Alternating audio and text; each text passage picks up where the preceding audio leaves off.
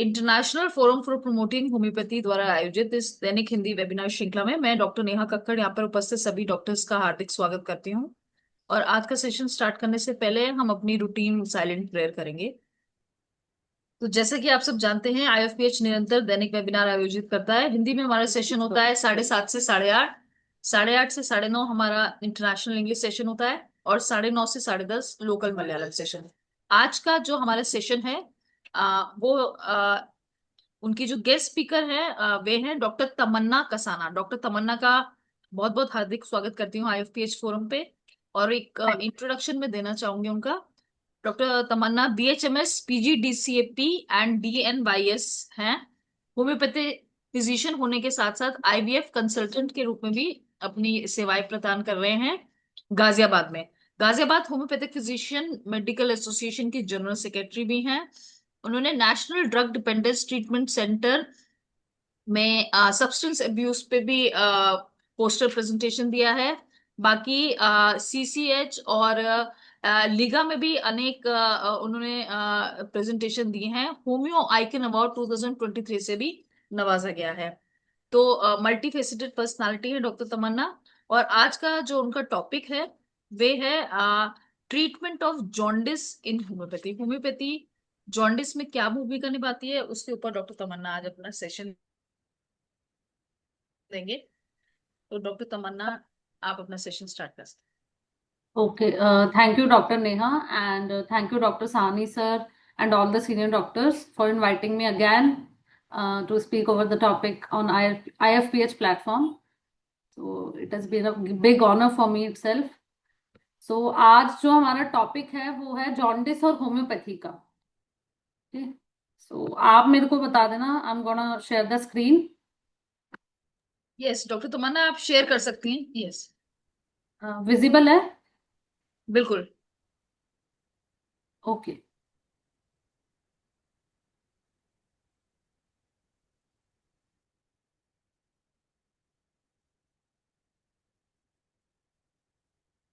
तो सबसे पहले इंट्रोडक्शन, जॉन्डिस क्या होता है। जॉन्डिस और icterus refers to the yellow pigmentation of the skin और स्क्लेरा बाय बिलिरुबिन।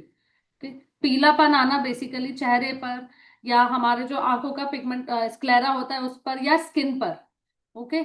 जब भी हमारे पास केसेस आते हैं जॉन्डिस के, हम पेशेंट का पैलर चेक करते हैं, कहाँ कहाँ किस किस जगह पे उसको पीलापन आ रहा है, और वो जगह कौन सी होती है जहां पर हायर एफिनिटी होती है पीलापन आने की। दैट इज जितने भी हमारे इलास्टिक टिश्यू होते हैं बॉडी के, जहां पर इलास्टिक टिश्यू सबसे ज्यादा होता है, like on skin, sclera. Okay. So jaundice में बेसिकली क्या होता है, जो हमारे बिलिरुबिन के लेवल होते हैं हमारे ब्लड में वो बढ़ जाते हैं, और इस कंडीशन को हम बोलते हैं हाइपर बिलिरुबिन ईमिया। नॉर्मल बिलिरुबिन हमारे खून में 0.2 से 0.8 mg पर डेसीलीटर होना चाहिए, पर जॉन्डिस के केस में अबव 2 mg पर डेसीलीटर हो जाता है। अगर 1 से 2 के बीच में है तो वो लेटेंट जॉन्डिस का केस है।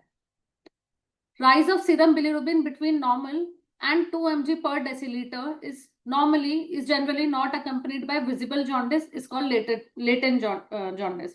मतलब कोई भी पेशेंट अगर हमारे पास रिपोर्ट लेके आ रहा है अपनी, और उसका लेवल 0.8 से 2 के बीच में है, ना हमें उसके फेस पे पैलरनेस इतनी दिख रही है, ना ही स्क्लेरा येलो दिख रहा है, तो हम उस केस को लेटेंट जॉन्डिस में कंसिडर कर सकते हैं। पर इसका मतलब ये नहीं कि हम उसको मेडिसिन नहीं प्रिस्क्राइब करेंगे, बिकॉज आने वाले टाइम में वही लेटेंट जॉन्डिस जॉन्डिस में कन्वर्ट होने के उसके पूरे पूरे चांसेस चांसेस होते हैं।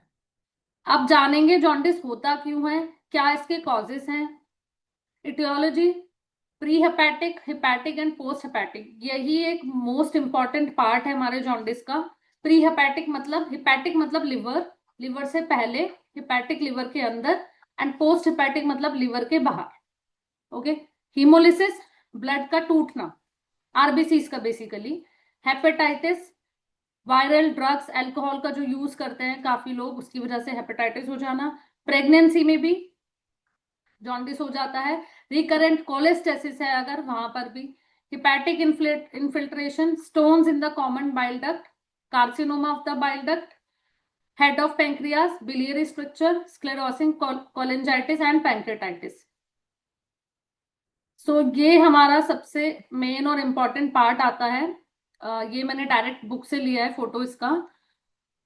अभी यही मेन पैथोफिजियोलॉजी है जिसके थ्रू हम समझ पाएंगे कि पेशेंट हमारे पास रिपोर्ट लेके आ रहा है तो उसको किस तरीके का जॉन्डिस है, क्या क्या चीजें हमें सोचनी है, क्या उसके कॉजेस हो सकते हैं। तो ये this is the very very important slide. तो हमारे जो खून में आरबीसी होते हैं उसका ब्रेकडाउन होता है बेसिकली। जो हमारे बूढ़े हो जाते हैं आरबीसीज, एवरी 120 डेज पे आरबीसीज का ब्रेकडाउन होता है, कुछ पार्ट लिवर में एंड कुछ स्प्लीन में। Okay, so red blood cells will break down into haem. Haem और ग्लोबिन में उनका ब्रेक डाउन होता है। ओके, ग्लोबिन फर्दर आपका प्रोटीन में कन्वर्ट हो जाता है, मेटाबोलाइज होता है, एंड हीम पार्ट कन्वर्ट होता है बिलीवर्डिन में in the presence of haem oxygenase, and वही बिलीवर्डिन कन्वर्ट होता है बिलीरुबिन में in the presence of biliverdin reductase. Okay, ये सारा जो प्रोसेस है अभी लिवर के ऊपर ही चल रहा है, मतलब ब्लड में चल रहा है, लिवर से अभी इसका कोई लेना देना नहीं है। ओके, अब वो बिलीरुबिन जो है वो ब्लड में है। Okay, that is that will bind to the albumin part. Albumin से बाइंड करेगा बिलीरुबिन और बन जाएगा हमारा unconjugated bilirubin. Okay, bilirubin albumin के साथ जुड़ के अनकॉन्जुगेटेड बिलीरुबिन फॉर्म करेगा और ये ब्लड में है। ओके, अब ये एंटर करेगा हमारे लिवर में। ये डायरेक्ट लिवर में एंटर नहीं कर सकता, क्यों? क्योंकि लिवर के बाहर बाहर ये फैट सॉल्युबल फॉर्म में है। जो हमारा बिलीरुबिन घूम रहा है unconjugated bilirubin, that is in the fat soluble form. Liver में एंटर करने के लिए उसको एक एंजाइम के साथ जुड़ना पड़ेगा, दैट इज ग्लूकुरोनोजाइल ट्रांसफरेज, और जो कि उसको अनकॉन्जुगेटेड बिलीरुबिन को कन्वर्ट कर देगा कॉन्जुगेटेड बिलीरुबिन में। ओके, तो जैसे ही हमारे लिवर में बिलीरुबिन एंटर करेगा, that will be in the conjugated form. ठीक है, कॉन्जुगेटेड फॉर्म से लिवर का मेटाबोलाइजेशन होगा थ्रू द पैंक्रियास, वो ट्रेवल करेगा into the common bile duct. I hope आपको एरो इसमें दिख रहा हो,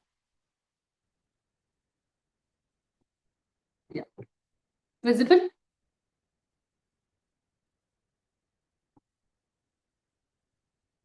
hello, yes doctor Tamanna. Okay okay. So ये यहाँ से कॉन्जुगेटेड बिलिरुबिन एंटर करेगा हमारे आंतों के अंदर। आंतों में जैसे ही वो एंट्री कर लेगा, वहां पे वो कॉन्जुगेटेड बिलिरुबिन मेटाबोलाइज होना शुरू हो जाता है। मतलब आंतें उसको मेटाबोलाइज करती हैं, उसका कुछ पार्ट हमारे इंटेस्टाइन में रह जाता है, that is near about 85%, and कुछ पार्ट हमारा वापस ब्लड में चला जाता है। ओके, तो लिवर के बाहर आके वही conjugated bilirubin again it will convert into the unconjugated form, क्योंकि उसको मेटाबोलाइज होना होता है इंटेस्टाइन में। तो जैसे ही वो कुछ पार्ट उसका मेटाबोलाइज होगा इंटेस्टाइन में, वो हमारे स्टूल्स को ब्राउन कलर देगा, कन्वर्ट होके स्टर्कोबिलिनोजन में, एंड जो ब्लड में वापस चला जाएगा उसका कुछ पार्ट हमारे किडनीज में पहुंच जाएगा, जिसकी वजह से वो बिलिरुबिन यूरोबिलिनोजन में कन्वर्ट हो जाता है, जो कि हमारे यूरिन को येलो कलर देता है, और कुछ पार्ट वापस से लिवर में चला जाता है फॉर द सेम प्रोसेस। अभी इसको हम और थोड़ा सा डिटेल में समझ लेते हैं। यस, सो ये हमारे आरबीसी हैं, ये ब्रेक डाउन फेज है जिसमें कि बिलिरुबिन अभी बाहर है, एकदम फ्री घूम रहा है, दैट इज अनकॉन्जुगेटेड।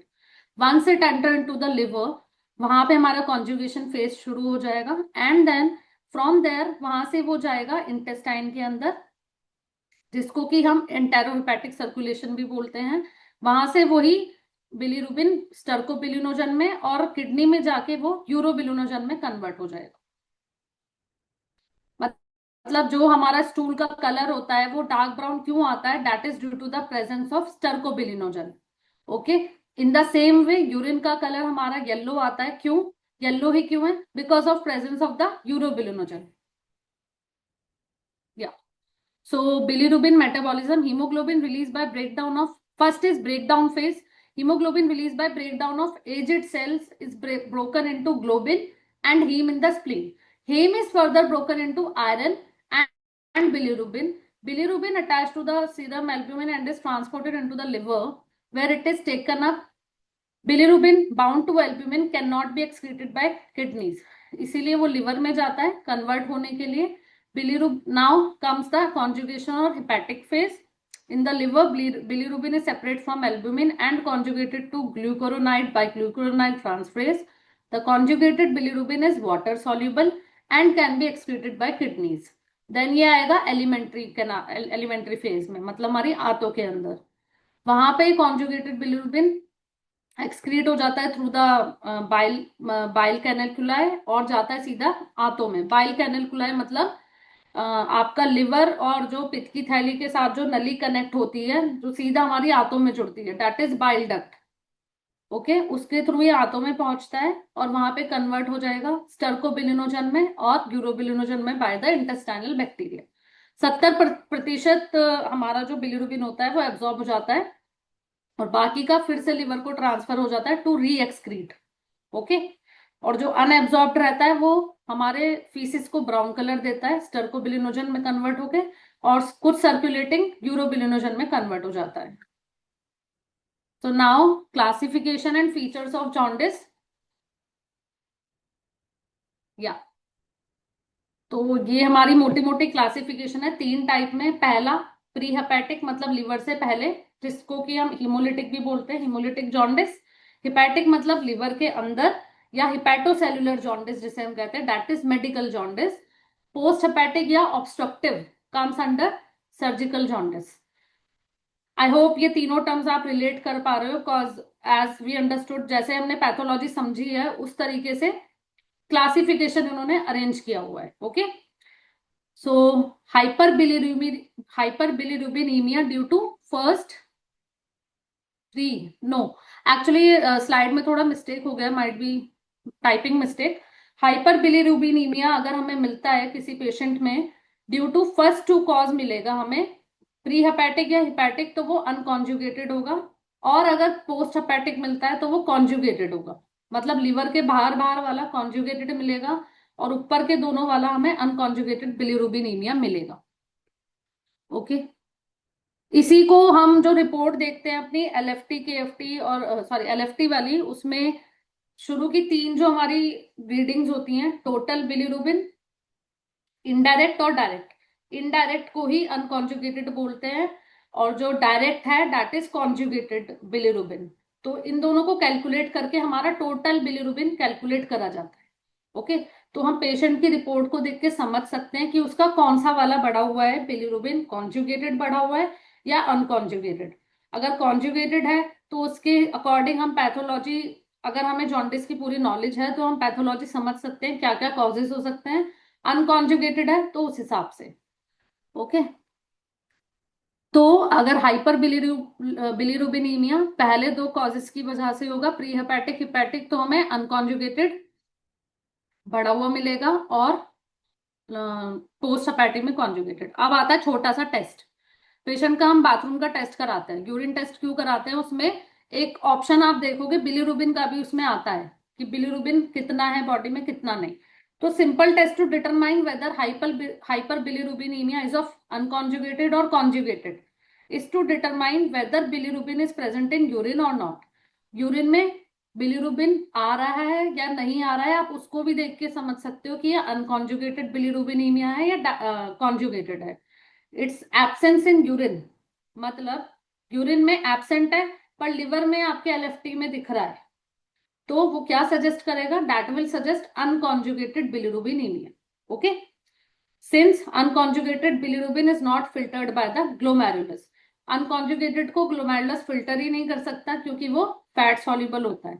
ओके, थोड़ा सा might be difficult but it is very important. अब आते हैं sign and symptom. Yellowing of the skin and jaundice, that is scleral icterus, patient ऐसा ही दिखता है जैसा फोटो में हमें दिख रहा है यहाँ पे।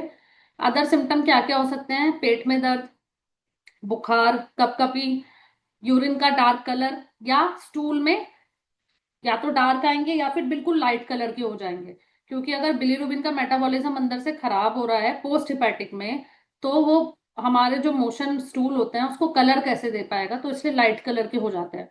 फ्लू लाइक सिम्टम, इचिंग होगी स्किन पे बहुत ज्यादा, weight loss, irritation, confusion, yes, confusion, abnormal drowsiness in cases, वो उस केस में होगी जहां पे जॉन्डिस के लेवल बहुत ज्यादा बढ़े हुए हैं। कहते हैं ना पीलिया दिमाग को चढ़ गया, उसकी वजह से कोमा कॉमा में भी चला जाता है पेशेंट अगर टाइमली ट्रीट नहीं कर पाए आप जॉन्डिस को। ब्रूजिंग और bleeding easily, bloody vomiting, vomiting में खून आना। एक स्लाइड ये, यस। पेशेंट आपके पास आ रहा है तो हम उसमें क्या क्या एग्जामिन कर सकते हैं, कैसे कैसे पता लगा सकते हैं। पहला, हिस्ट्री पूछेंगे, एब्डोमिनल पेन है उसको, नहीं है। प्रूराइटिस मतलब स्किन पे इचिंग, और पास्ट हिस्ट्री पेशेंट का लेंगे। ठीक है, एब्डोमिनल पेन एब्सेंट होगा हिपैटोसेल्युलर में, मतलब जो हमारा मेडिकल जॉन्डिस होता है लिवर वाला, जो हिपैटोसेल्युलर हिपैटिक जॉन्डिस जिसे हम कहते हैं, उसमें एब्डोमिनल पेन नहीं मिलेगा। ऑब्स्ट्रक्टिव में, ऑब्स्ट्रक्टिव में हमें पेन मिलेगा। ऑब्स्ट्रक्टिव से आप समझ सकते हो, ऑब्स्ट्रक्टिव मतलब किसी चीज में कुछ अड़ जाना, ऑब्स्ट्रक्शन हो जाना, जो कि मोस्ट कॉमन है। हमारे पास पेशेंट भी आते हैं पथरी का प्रॉब्लम लेके, पित्त की थैली में पथरी है, वो कॉमन बाइल डक्ट में, जिस नली से हमारा जूस जाता है इंटेस्टाइन में, वहां पे पथरी अटक गई है। तो ऑब्स्ट्रक्टिव गोल्डस्टोन के केसेस में जो जॉन्डिस प्रोड्यूस होगा, that will B obstructive jaundice. Okay, तो उसमें पेट में दर्द ऑब्वियस सी बात है हमें मिलेगा। हीमोलिटिक में sometimes it present in crisis, जब बहुत ज्यादा हिमोलिसिस हो रहा है और बहुत ज्यादा अनकॉन्जुगेटेड बिलिरुबिन में बढ़ गया तो वहां हमें मिलेगा। देन प्यूराइटिस मतलब स्किन पे, पूरी बॉडी पे खुजली, हिपैटोसेलुलर में कभी कभी मिलेगी, ऑब्स्ट्रक्टिव में बहुत ज्यादा मिलेगी, हिमोलिटिक में एब्सेंट होगी।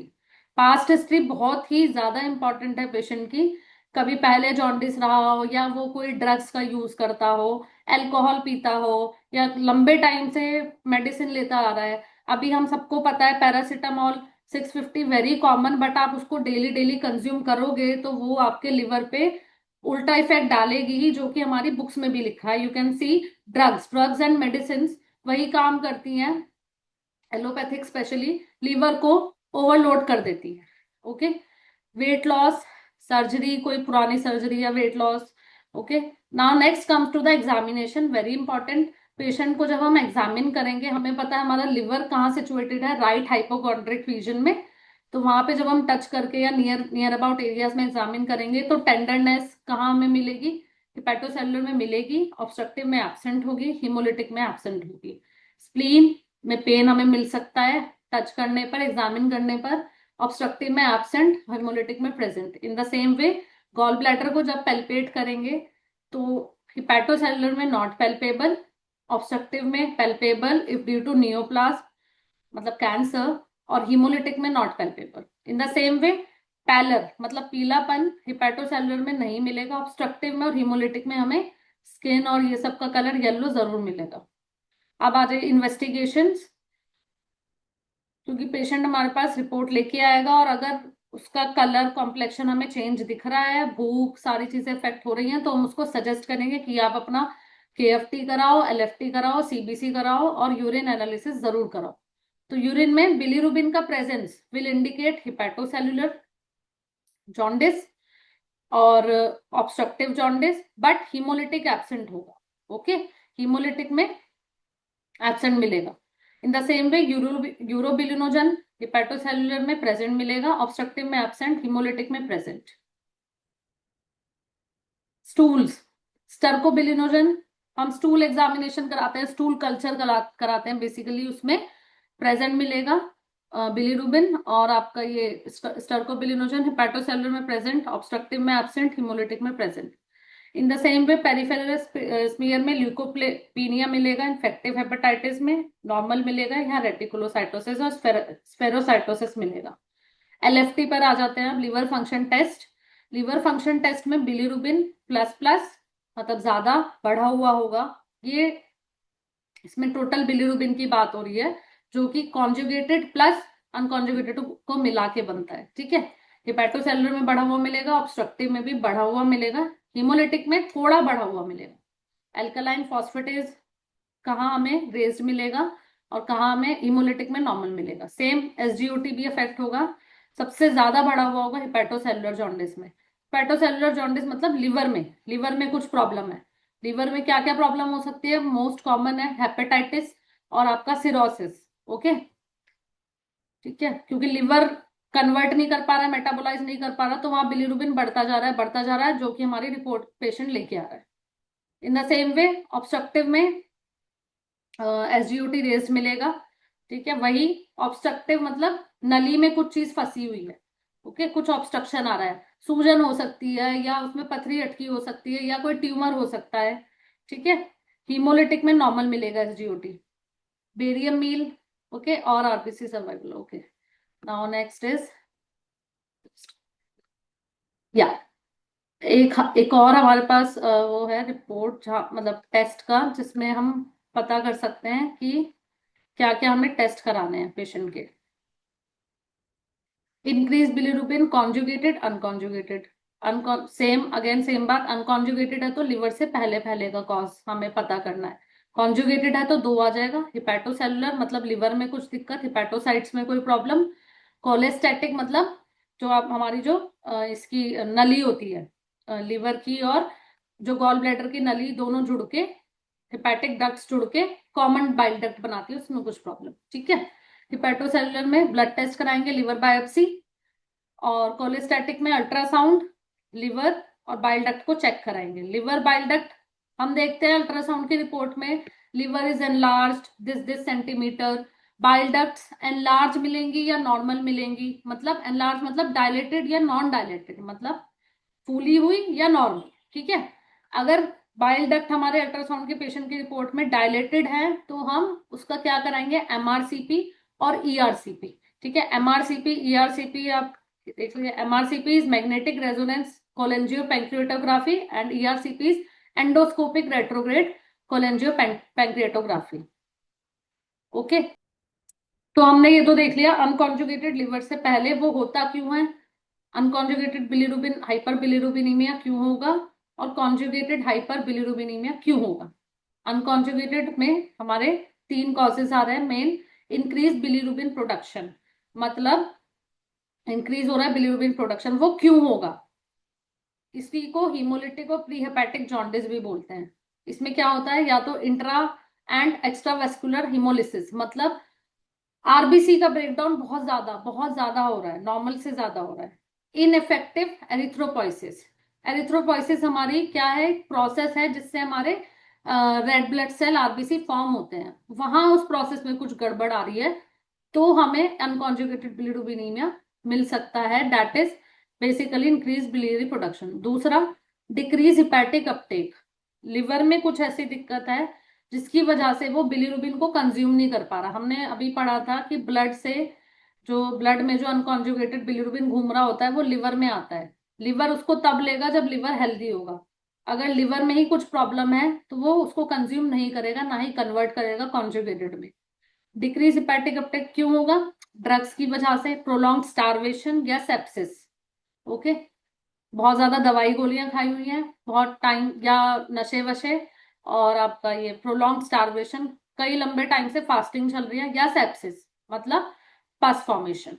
डिक्रीज बिलीरुबिन कॉन्जुगेशन, ठीक है, लिवर में तो चला गया पर अंदर वो मेटाबोलाइज होने में प्रॉब्लम आ रही है। उसमें क्या क्या कॉज हो सकते हैं, हेरेडिटरी क्या हो सकता है, गिलबर्ट सिंड्रोम, क्रिकलर नाजर सिंड्रोम, और मतलब जन्म से जो होते हैं। एक्वायर्ड क्या क्या हो सकते हैं, मेडिकेशंस की वजह से, smoking, alcohol, hepatitis and cirrhosis. Then comes conjugated bilirubinaemia, that is cholestasis. इसमें क्या क्या हमारे कॉजेज हो सकते हैं, दो, इंट्राहेपेटिक लिवर के अंदर और एक्स्ट्रा हेपेटिक। इंट्राहेपेटिक में इम्पेयर्ड हिपैटिक एक्सक्रीशन, मतलब लिवर का एक्सक्रीशन खराब है। हेरिडिटरी डिसऑर्डर्स हैं कुछ, और हमारा एक्वायर्ड हमें मेनली पेशेंट प्रेजेंट लेके आता है वायरल हेपेटाइटिस के केस में, अल्कोहल इंड्यूस्ड इंजरी के केस में, सेप्सिस, सिरोसिस।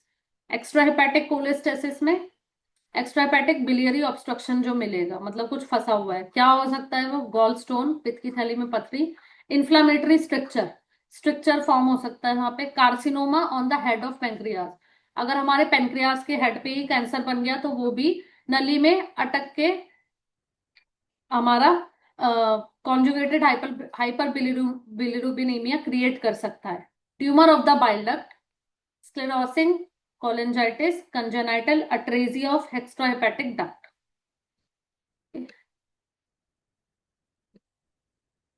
ये वही सेम स्लाइड है जो हम अभी पढ़ के आए हैं किसमें हमें मतलब एक्वायर्ड एंड आपका बाय बर्थ शो में मिलेंगे सिंड्रोम। देन कम टेस्ट क्या क्या कराने हैं लेबोरेटरी इन्वेस्टिगेशन में, CBC, LFT, blood alcohol test कराएंगे, जेनेटिक एंड आयरन स्टडीज। क्यों? क्योंकि अगर हम देखें तो बिल्कुल बैक उसमें जाए तो बिलीरुबिन हमारा बनता ही किससे? आरबीसी के ब्रेकडाउन से। तो हमें उसका भी पता होना चाहिए आरबीसी बनने का प्रोसेस सब सही चल रहा है या नहीं, वहां पे कोई प्रॉब्लम तो नहीं। वायरल मार्कर जरूर कराएंगे for hepatitis A, hepatitis B, hepatitis C. Urine bilirubin check कराएंगे, क्लॉटिंग स्क्रीन कराएंगे। ओके। इमेजिंग टेक्निक्स में अल्ट्रासाउंड कराएंगे एब्डोमेन का, एमआरआई, सीटी, और स्पेशलाइज्ड टेस्ट में endoscopic ultrasound, liver biopsy, ERCP, MRCP. Now complication. अगर हम इस कंडीशन को टाइमली ट्रीट नहीं करते तो क्या क्या हमारी कॉम्प्लिकेशन इसमें हो सकती है? कॉम्प्लिकेशन में सिरोसिस, हेमरेज। हेमरेज मतलब कैसे आएगा वो बाहर? हिमेटेमेसिस, उल्टियों में ब्लड आना, या पॉटी के रास्ते स्टूल के साथ ब्लड आना, that is melaena. Kidney fail हो सकती है, nutritional deficiencies, infections, kernicterus, acute biliary encephalopathy, वही जो दिमाग को चढ़ जाता है हमारा, jaundice, cardiovascular suppression, immune compromise. And बिल्कुल ही ट्रीट नहीं किया, टाइम नहीं है, पेशेंट कोमा में भी जा सकता है। Treatment and management to treat the underlying condition of the causing jaundice. ठीक है। ट्रीटमेंट डिपेंड उसी पे करेगा कि जॉन्डिस किस वजह से हो रहा है हमारी बॉडी में। सिंपल सी बात है, हमें कॉज देखना है पैथोलॉजिकली भी और अपने होम्योपैथी के उससे भी। ठीक है। We will discuss in the cases कि होम्योपैथिक पॉइंट ऑफ व्यू से हमें क्या सर्च करना है जॉन्डिस के केसेस में। बट उससे पहले हमें पैथोलॉजी भी पता होना चाहिए। तो एज पर पैथोलॉजी हम कॉज सर्च कर लेंगे एंड उसके अकॉर्डिंग प्रोसेस लेके चलेंगे। Surgical procedure in obstructive jaundice, biliary stenting, choledocholithotomy, cholecystectomy, hepaticojejunostomy. As we all know, cause allopathic system में मोस्टली कंडीशन अगर काफी सिवियर हो जाती है तो they directly remove the organ, या किसी पर्टिकुलर ऑर्गन को थोड़ा सा काट के दे विल स्टिच। ओके। और मैनेज कैसे कर सकते हैं इस कंडीशन को? होम्योपैथिक ट्रीटमेंट से along with few guidelines. Avoid और limit alcohol consumption, avoid coming into contact with industrial chemicals, stop using illicit drugs या overuse of drugs, by practicing safe sex, never exchange needles, keep distance from other people body fluid and blood, get vaccinated to decrease the risk of having viral infections such as hepatitis, and by avoiding sedentary lifestyle. Very very important last point, fat loaded diets which is very common nowadays, जिसकी वजह से fatty liver हमें हर दूसरे तीसरे में मिलता ही है। पर if it is of grade one, one should be cautious. सावधानी की जरूरत है जैसे ही ग्रेड वन हो जाता है। देन टू और थ्री, थ्री में तो कंडीशन गो वेरी सिवियर। तो यही रीजन से होता है कि पता चलता है ना, बहुत ज्यादा दारू पीते सिरोसिस हो जाता है एंड देन जॉन्डिस बन जाता है एंड पेशेंट एक्सपायर्ड। ओके। तो फैट लोडेड डाइट्स में भी यही है, फैटी लिवर, फैट बढ़ता रहेगा लिवर पे दबाव पड़ता रहेगा तो वो अपना प्रॉपर फंक्शन, अपने जूस सिक्रीट कैसे कर पाएगा? अपना फंक्शन ही नहीं कर पाएगा। तो वहां पे भी हमें जॉन्डिस मिल सकता है, which lead to obesity and non alcoholic liver disease. Yeah so now I discuss the cases. Is it visible doctor Neha?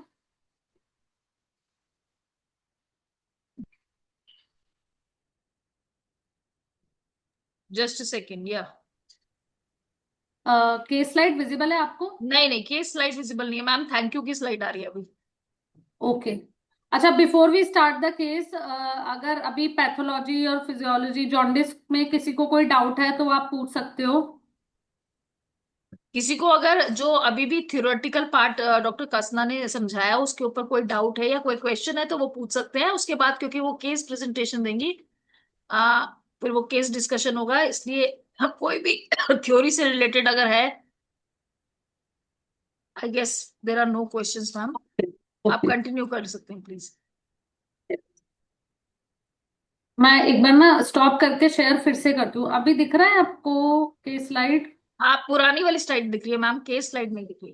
तो मैं एक बार फिर से स्टॉप करके शेयर करती हूँ। सो ऑल्दो काफी केसेस हैं, बट मैंने दो ही मेन कट शॉर्ट करके डाले हैं, just to know like mind mental reasons भी क्या क्या हो सकते हैं which can create pathology in the body. Okay. So this is a case of 45-year-old male, जो कि एक बैंक में मैनेजर है, वही 9 to 5 का जॉब है। वो आया येलो डिस्कलरेशन लेके, स्क्लेरा और स्किन। ओके, 5 दिन से साथ में उसको डलनेस, लिथार्जिकनेस और पेट में दर्द भी था, जिसमें कि प्रेशर से उसको पेन बढ़ रहा था। Sorry, hello. या, ओके,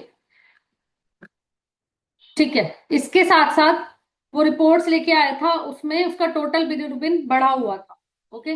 एंड पेशेंट को भूख नहीं लग रही थी, उल्टी जैसा मन हो रहा था और बहुत ज्यादा वीकनेस हो रही थी। और obviously if bilirubin, total bilirubin should be bit below than 0.8 ml, और वो बढ़ के 3.38 था उस पेशेंट का।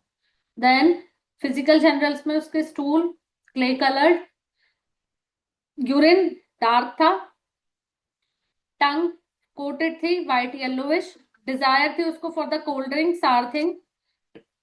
थर्मल्स में पेशेंट बहुत ज्यादा चिली था, उसको ठंड बहुत ज्यादा लगती थी। सो नाउ पेशेंट का मैं आपको बेसिक नेचर बता देती हूँ।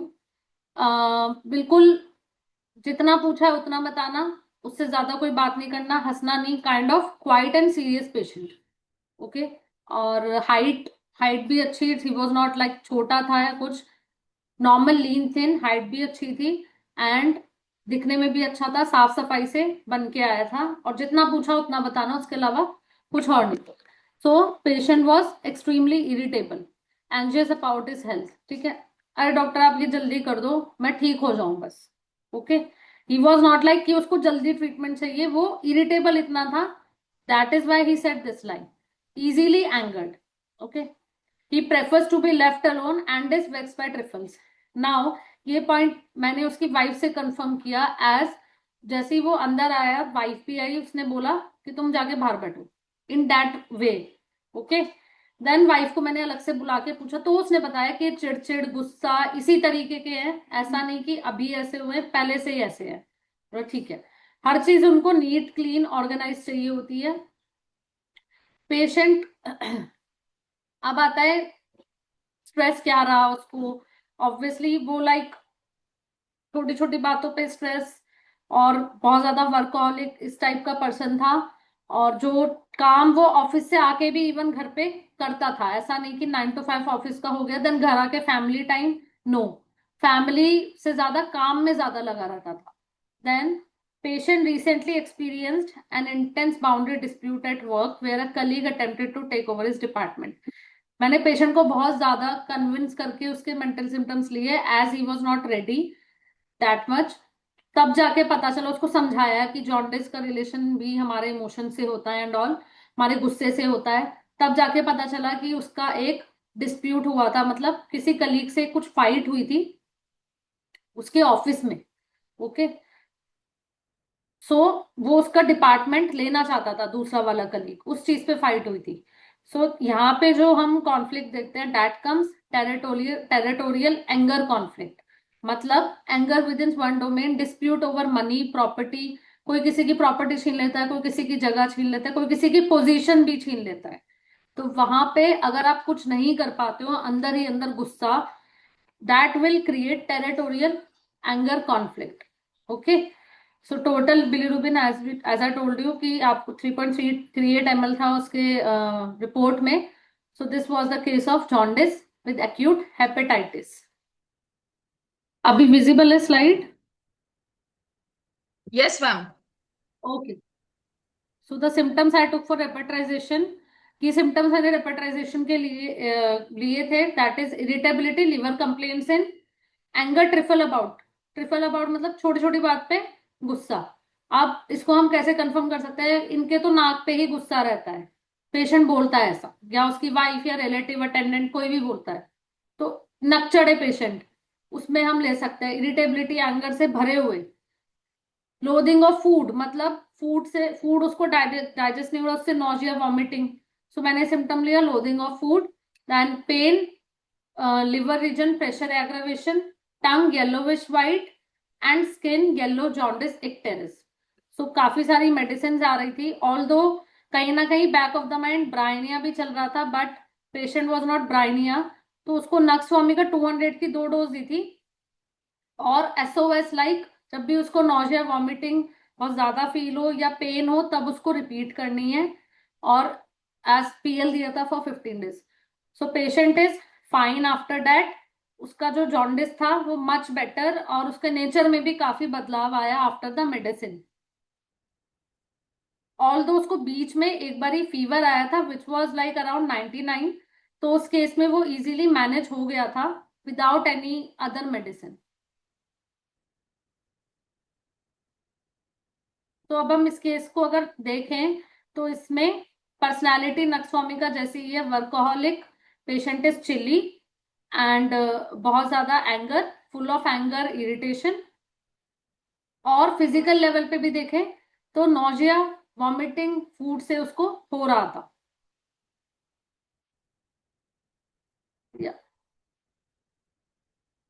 नक्सवामी का लव्स वर्क, उसको काम बहुत पसंद होता है, अपना बिजनेस बहुत पसंद होता है, अपनी जगह बहुत पसंद होती है। ओके। तो वहां पर अगर कुछ ना कुछ क्रिएट हो जाएगा इशू तो it will start affecting the patient, वो पेशेंट को अफेक्ट करना शुरू कर ही देगा। ठीक है।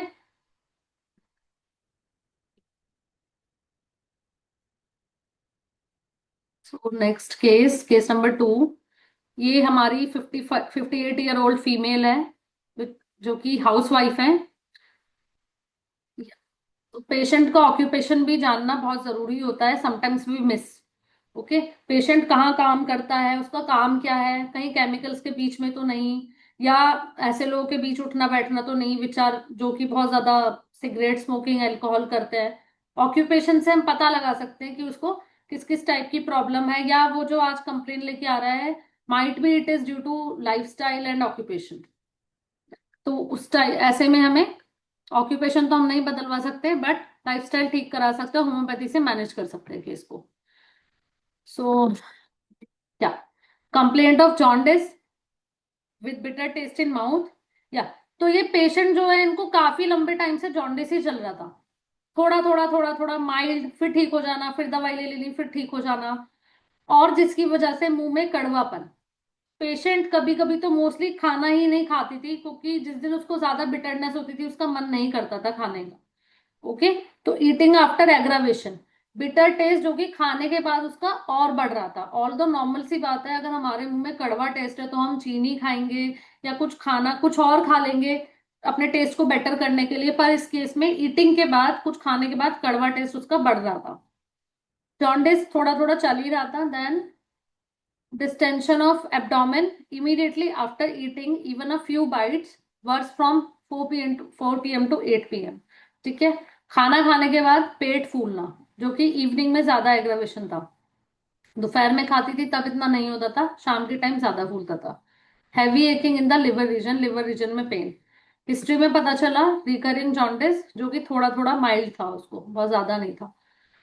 पेट स्टूल में hard difficult pale stools, desire for warm food and drinks and for sweets.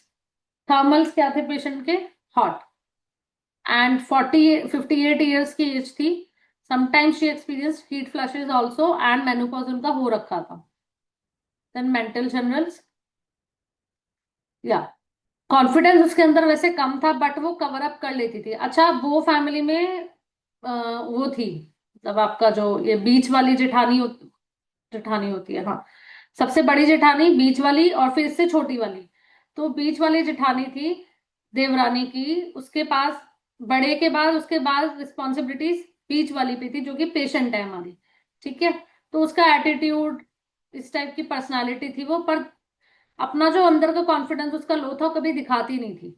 इसीलिए मतलब होता है ना बहुत ज्यादा हॉटी प्राइड घमंडी पर्सन, और जैसे ही उसको कोई भी कुछ बोल देता था तो उसको लग जाती थी, बट गुस्से को दबा के रखती थी। मतलब उसमें प्राइड उस लेवल का था कि वो गुस्सा तक नहीं करती थी, जस्ट बिकॉज उसका ईगो इतना है कि सामने वाले को गुस्सा तक नहीं शो करती थी। ठीक है। देवर या घर में कोई भी सासू माँ कुछ बोल देती थी तो उसको लग जाती थी वो बातें, बट अपना एक ऑरा उसने क्रिएट कर रखा था घर में। तो the patient experienced a severe family dispute where she felt completely humiliated and pushed out of her role as the household matriarch, but she chose to stay silent and swallow her pride to keep appearances. Yeah. हुआ क्या था, वो और उसके husband, उन दोनों को shift करना था बाहर, मतलब जॉइंट फैमिली से बाहर जाना था। और जो पेशेंट थी, इसी बात पे इनके बीच मतलब घर में झगड़े हो रहे थे। इसी वजह से उसकी सासू माँ ने सारी रिस्पॉन्सिबिलिटीज उसके उससे लेके बड़ी वाली जेठानी को दे दी थी, जिसकी वजह से शी कंप्लीटली शैटर डाउन।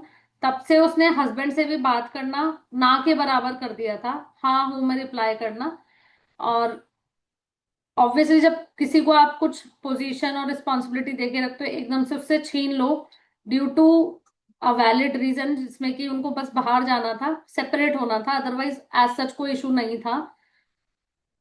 तो उसने सारा गुस्सा पी लिया एंड शी वेंट आउट, मतलब वो सेपरेट हो गए फैमिली से और सारी रिस्पॉन्सिबिलिटीज उससे चली गई, छिन गई। तो diagnosis was chronic and sluggish jaundice. अभी हम इस केस में क्या क्या सोच सकते हैं? It is a classic example of mortification, suppression of emotions, haughty person pride. Any guess remedy? Or symptoms like hot patient, sweet and warm food drinks? क्या रेमेडी हो सकती है इसकी, एनी आइडिया? ठीक है।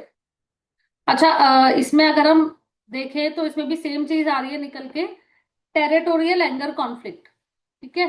उसकी जगह टेरिटरी, एंगर, उसके टुवर्ड्स सारी चीजें उससे छीन ली गई, तो वहां पे कॉन्फ्लिक्ट क्रिएट हुआ, जिसकी वजह से उसने वो चीजें अपने दिल पे और अपने माइंड पर इतनी ले ली कि वो जॉन्डिस आज तक ठीक ही नहीं हुआ, कंटिन्यू होता जा रहा है, बीच बीच में ठीक ही नहीं हो पा रही है। ह्यूमिलिएशन सबके सामने। ओके। सो रेमेडी, एक बार को स्टैब भी चल रहा था, but most of the symptoms lycopodium की तरफ ही जा रहे थे। तो इसको लाइकोपोडियम का एक डोज दिया था 1 ml। Mortification element from aggravation, ये हमने रूब्रिक लिया, and anger element from suppressed, क्योंकि इसने बिल्कुल भी एंगर नहीं निकाला, ना अपने पति पर ना ही फैमिली पर, तो ये पहले से ही नहीं निकालती थी। जो थोड़ा बहुत करती थी वो, मतलब घर का जो भी ये भर के रखती थी अंदर, वो अपने हस्बैंड को आके बता देती थी, सुना देती थी, तुम्हारी माँ ने ऐसा किया, तुम्हारे इसने ऐसा किया, ये वो। बट आफ्टर दैट इंसिडेंट इसने वो भी वेंट आउट नहीं किया, कंप्लीटली साइलेंट, हाँ हूँ बस इतना बात करना हस्बैंड से और इतना ही रिप्लाई करना, इतना ही काम से काम रखना। तो जो एंगर ये निकाल देती थी अपने पति पर, वो भी इसने लास्ट 1-1.5 साल से बिल्कुल सप्रेस किया हुआ था। देन डिस्टेंशन ईटिंग आफ्टर, खाने के बाद पेट फूलना, test bitter eating after, this was the rubric I found. खाने के बाद इसका टेस्ट और कड़वा हो जाता था, dryness, thirst without thirst, and time aggravation I took 4 PM to 8 PM। तो लाइकोपोडियम का इनको एक डोज दिया था, and after that drastic change, she got completely better. और उसका जॉन्डिस, थिंक दिस इज क्या, 1.5 साल हो गया है, आया नहीं है वापस, एंड उसका हस्बैंड भी बहुत खुश है that she started expressing anger again, जैसा वो प्रीवियसली एक्सप्रेस करती थी। ओके। तो इन केसेस में अगर हम देखें तो जो चीजें निकल के आ रही है दैट इज एंगर, और आपका ये टेरिटोरियल एंगर कॉन्फ्लिक्ट। अच्छा, लिवर की पैथोलॉजी के क्या क्या कॉन्फ्लिक्ट हो सकते हैं? एक 3 हो सकते हैं मोटे मोटे, हमें जो पेशेंट में ढूंढने हैं। स्टारवेशन कॉन्फ्लिक्ट, स्टारवेशन मतलब मैं मर जाऊंगा, भूखा मर जाऊंगी, या फिर किसी से किसी की जॉब छीन ली गई है, उसके पास खाने पीने के लिए पैसे नहीं बचे हैं, या किसी के हस्बैंड की एक्सीडेंटल डेथ हो चुकी है, वहां पे स्टारवेशन कॉन्फ्लिक्ट हमारा एक्टिवेट हो सकता है किसी भी पेशेंट में। ठीक है। वहां पे हमें लिवर की पैथोलॉजी मिल सकती है। दूसरा आपका हो गया territorial anger conflict, starvation, territorial anger, वही जो हमने लास्ट के 2 केसेस में डिस्कस किया, very very common. Third is morsel conflict. Morsel मतलब खाना, कोई भी किसी की भी ऐसी बात जो आपको लग गई है which you are not able to digest, वो वहीं रह गई है। ओके, तो मॉर्सल कॉन्फ्लिक्ट ऐसे केसेस में एक्टिवेट होता है। सो ये मोटे मोटे 3 कॉन्फ्लिक्ट है जो हमारे लिवर पैथोलॉजी क्रिएट कर सकते हैं। एंड एंगर तो हमें सबको ही पता है, very very harmful for health. So ऐसे पेशेंट में हम मेडिटेशन या वंस द पेशेंट, मेडिसिन के बाद जैसे पेशेंट बेटर हो जाता है, सब चीजें उसकी ठीक हो जाती हैं, तो हम उसको ब्रीदिंग एक्सरसाइज, मेडिटेशन, बाकी सारी चीजें गाइड कर सकते हैं to manage and control the anger and other emotions also. Any doubt? किसी के कोई क्वेश्चंस या डाउट? ओके, यहाँ पे डॉक्टर तमन्ना ने दो केसेस शेयर करे जॉन्डिस के, और किस तरह से इमोशंस इफेक्ट करते हैं इन कॉजिंग जॉन्डिस। जो पहला थ्योरेटिकल पार्ट था सारा पैथोफिजियोलॉजी डॉक्टर कासना ने समझाया हमें, और किस तरह से हम डिफरेंशियल डायग्नोसिस कर सकते हैं अलग अलग जॉन्डिस का। तो और लेकिन ऑब्वियसली होम्योपैथी में जो है इमोशनल और मेंटल स्फीयर का बहुत बड़ा रोल होता है, और उसी के बेस पे अगर हम मेडिसिन सिलेक्ट करते हैं तो इट गिव वंडरफुल रिजल्ट्स, जैसे कि बिलिरुबिन लेवल यहाँ पे इफेक्ट हो गया। यस, यहाँ पे एक क्वेश्चन आया है कि ma'am which all medicine are there in territorial conflict. Territorial conflict में कौन कौन सी मेडिसिन आती हैं? ओके, टेरिटोरियल कन्फ्लिक्ट को पहले हमें समझना बहुत जरूरी है। पेशेंट की टेरिटरी क्या है, उसका ऑफिस, घर, जो भी उसकी टेरिटरी है, वहां पे किस किस टाइप का कॉन्फ्लिक्ट क्रिएट हो रहा है। किसी से उसकी पोजीशन छीनी जा रही है, या किसी की सैलरी में से उसके पैसे कट किए जा रहे हैं, उस हिसाब से कॉन्फ्लिक्ट क्रिएट होता है, उस हिसाब से सिम्टम्स आते हैं बॉडी पर। तो टेरिटोरियल कॉन्फ्लिक्ट में हम ऐसा कोई स्पेसिफिक रेमेडी नहीं, पहले कॉन्फ्लिक्ट को समझना है, उसी कॉन्फ्लिक्ट को हमें पेशेंट के सिम्टम से रिलेट करना है, उसके माइंड के सिम्टम से रिलेट करना है, तब जाके जो मेडिसिन आएगी वो पेशेंट की मेडिसिन होगी, और वही एक पर्टिकुलर और अच्छी मेडिसिन होगी डेफिनेटली। बाकी आप rubrics, just a minute, we can have the rubrics. मैं एक बार स्क्रीन शेयर कर देती हूँ। डॉक्टर ने एक बार आप देख लीजिएगा विजिबल है स्क्रीन या नहीं। हेलो? यस। या विजिबल है स्क्रीन? हाँ, आपका दिख रहा है, लेकिन अभी आप ओपन कर लीजिए। हाँ जी, जोमिया इज शोइंग। या तो टेरिटरी की बात आती है तो हम वहां पे पोजीशन का रूब्रिक लगा सकते हैं। पोजीशन लॉस ऑफ, अगर लॉस, यस, कंप्लीट में रूब्रिक है position job loss of aggravation. So we can see there are remedies like, first is rare remedy, next is ignatia, nux vomica, platina. Okay, तो आप देखोगे Ignatia का भी pride बहुत ज्यादा है, नक्सवामिका का भी ज्यादा है, प्लेटिना का भी ज्यादा है। तो टेरिटोरियल एंगर में मोस्टली इट्स नॉट लाइक किसी भी टाइप की रेमेडी इफेक्ट हो सकती है, बट हमें गुस्सा उन रेमेडीज में बहुत ज्यादा होता है जो कि बहुत ज्यादा अपने आप को ऊंचा समझते हैं सबसे। Okay, higher pride. ना यार। हेलो? आवाज आ रही है? हाँ जी ma'am. Okay, now next comes anger, jaundice.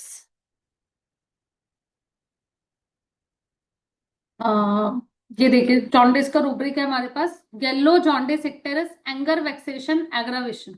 तो इसमें फर्स्ट टॉप मोस्ट रेमेडी ही नक्सवामी का है, उसके बाद एकोनाइट है, ऑरम है, ऑरम म्यून नेट्रोनेटम है, ब्राइनिया है। ब्राइनिया भी बहुत ही अच्छी मेडिसिन है फॉर दी जॉन्डिस।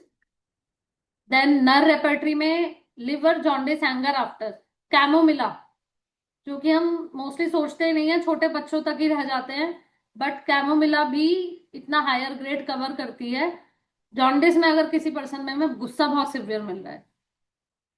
अच्छा, ये कैमोमिला में जो पेशेंट होगा वो गाली गलौच भी करेगा, उसका गुस्सा उस लेवल का होता है, कहाँ क्या बोलना है उसको समझ ही नहीं आता, वो गुस्से में कुछ भी बोलता है।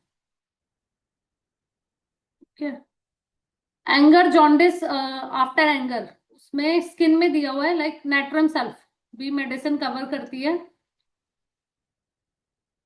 Single remedy nor repertory, liver jaundice anger after abuse of quinine और हाई लिविंग। अभी हमने एक पॉइंट पढ़ा था कि मैनेजमेंट में पढ़ा था, लास्ट पॉइंट, वो पर्सन जिनका आजकल डाइट लाइफस्टाइल बहुत ज्यादा fast food, alcohol and all ये सब चलता है, तो that comes under high living. Quinine मतलब ड्रग्स, जितने भी हम ड्रग्स लेते हैं आज के टाइम पे, मेडिसिन छोटी छोटी चीज के लिए, हेडेक के लिए, और फॉर द लाइक स्किन में कुछ प्रॉब्लम हो गया, और जो आजकल बहुत ज्यादा स्किन प्रोडक्ट्स भी चल रहे हैं, तो सब में केमिकल और मेडिसिन होता ही है जो कहीं ना कहीं अफेक्ट करता है। सो उसमें खाली एक रेमेडी है nux vomica. And again repertory, anger causes jaundice, उसमें नक्सवामिका नैट्रम सेल्फ, तो नक्सवामिका का बहुत ज्यादा हायर ग्रेड है। ओके। और ठीक है, और कोई रूब्रिक या और किसी को कोई doubt?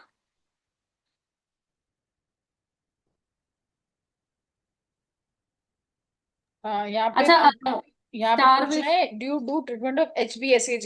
HbSAg obviously, sorry, HbSAg। अच्छा hepatitis B, HbSAg is the test for hepatitis B.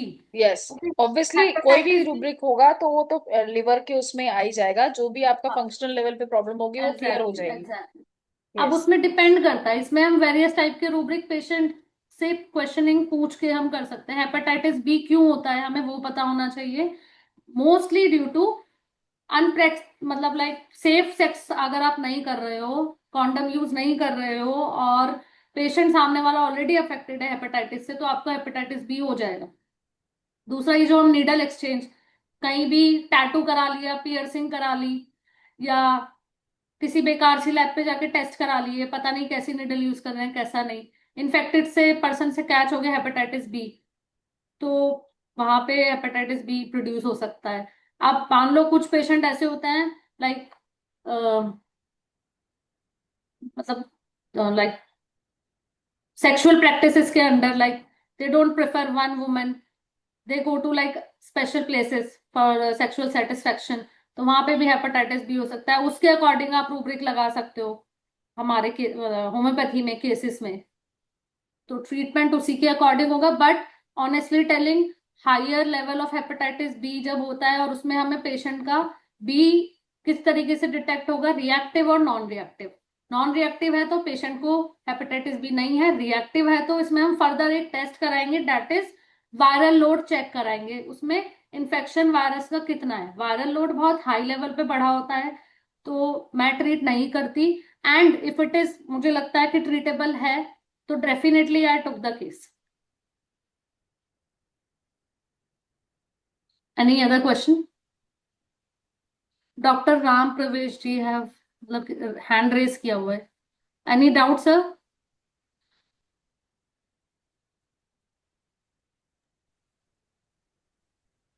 Thank you. Thank you doctor Tamanna Kastana, बहुत अच्छा, बहुत शानदार, बहुत बढ़िया जॉन्डिस का केस प्रेजेंटेशन किए। Thank you sir. केस बहुत अच्छा था। नक्सलुन का और लाइकोपोडियम दोनों बहुत बढ़िया से जो है, लेकिन हाँ नक्सलुनका का भी एकदम सिम्टम था। Lycopodium 4 to 8 PM। तो बहुत अच्छा लगा, आपका प्रेजेंटेशन बहुत सुंदर था। Thank you jaundice sir. में पलचेटला भी दिया जाता है जहाँ थ्रस्ट। आपकी आवाज म्यूट हो गया है सर। हाँ नहीं ठीक है। अ, अभी तमन्ना जी आपका, अच्छा मैं अभी ज्वाइन किया हूँ। ओके। थैंक यू सर, हाँ जी, thank you thank you. Thank you thank you. अच्छा था प्रेजेंटेशन, मैं बाहर से सुन रहा था। अभी हम लोग का एक नया सेशन शुरू होगा अभी। हाँ जी हाँ जी sir. Okay, thank you so much sir, thank you. Thank you. Thank you everyone.